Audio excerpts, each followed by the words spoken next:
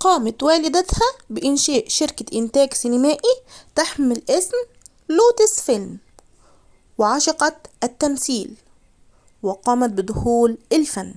يا ترى مين هي؟ تعالوا نشوف قصتها في رحلة فنان مع منوعات لميا. السلام عليكم ورحمة الله وبركاته، حبايب قلبي منوريني ومشرفيني من جميع أنحاء الوطن العربي. معاكم النهاردة في قصة جديدة، وهي رحلة فنان مع الفنانة كلنا عارفينها طبعا في الأفلام المصرية باسم منى، واسمها الحقيقي يا حبايب قلبي هو إيلين داغر. وهي كانت مسيحية ومن أصول لبنانية، ولدت في العاصمة لبنان بيروت سنة 1923، وهي ابنة المنتجة الكبيرة آسيا داغر. وهاجرت إيلين مع والدتها المنتجة الشهيرة إلى مصر عقب وفاة والدها. لو أول مرة تشرفيني انزلي على طول اعملي لي اشتراك، دوسي على كلمة اشتراك اللي باللون الأحمر تحت دي، وفعلي الجرس على الكل عشان يوصلك كل جديد من منوعات مع لميا ورحلة فنان. المهم يا حبايب قلبي، قامت والدتها بإنشاء شركة إنتاج سينمائي تحمل اسم لوتس فيلم. عشقت إيلين التمثيل وأرادت دخول الفن بعدما نصحها المقربون منها بتغيير اسمها إلى منى حتى يكون قريبا من الجمهور. وفي عام 1944 خاضت منى أول تجاربها السينمائية، وسنة 1954 اعتزلت منى مجال التمثيل، يعني سنة واحدة بس اللي هي اشتغلت فيها.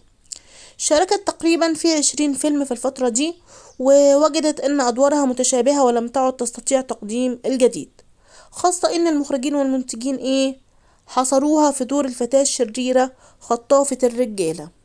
وبعد كده يا حبايب قلبي سنة 1955 اتجوزت منى من رجل القانون الشهير علي منصور المسلم، وظلت تراقب زوجها لمدة 6 أشهر تقريبا، فوجدت منه حسن المعاملة معها ومع الآخرين، ومع شدة التزامه لدينه قررت أن تعتنق دين الإسلام وأشهرت إسلامها.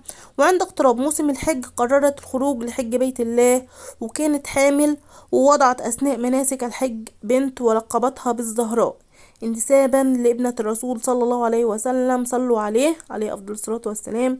ثم عادت إلى مصر وأنجبت بعدها 3 بنات، ولم تتوقف عن الصلاة والزكاة والصوم والحج، بل حاولت أن تتخلص من كل ذنوبها لتلقى الله نظيفة، فقررت أن تحرق جميع الأفلام التي مثلت فيها.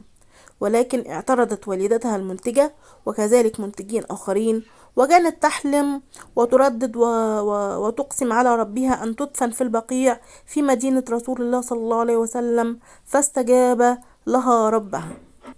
وفي يوم 6 يونيو 2000 رحلت الفنانة منى عن عالمنا عن عمر يناهز 77 عام، واعتكفت في أغلبهم للصلاة والعبادة، وتركت الدنيا من أجل الآخرة لتدفن في البقيع أثناء زيارتها للمدينة المنورة، ويصلى عليها في المسجد النبوي أكثر من 50,000 مصلي، وبذلك تكون أول ممثلة تدفن في البقيع بالمدينة المنورة.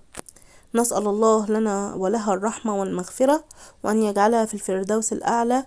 ودي كانت قصتنا يا حبايب قلبي النهاردة. هي قصة قصيرة بس عن فنانة، طبعا معظمنا بنشاهد الأفلام الأبيض وأسود، بنحب الأفلام القديمة، وهي كانت دايما في دور منى، وكانت طبعا على طول الشريرة اللي بتخطف الرجالة من أصحابها ومن اخواتها. ربنا يا رب يرحمها ويغفر ليها ويتقبل منها، واللهم احسن ختامنا وختام المسلمين أجمعين. واحب اشكر كل اخواتي اللي كانوا معايا في العرض الاول، شكرا ليكم وشكرا لوجودكم معايا. ما تنسوش تعملوا لي بصمات حبايب قلبي، اللي نسي يعمل لي البصمه، والعصافير برضو ما تنسوش تحطوها. واشوفكم في فيديو جديد، استودعكم الله، كنتم مع منوعات لميا في حفظ الله جميعا، واشوفكم في فيديو جديد وقصه جديده ان شاء الله. السلام عليكم.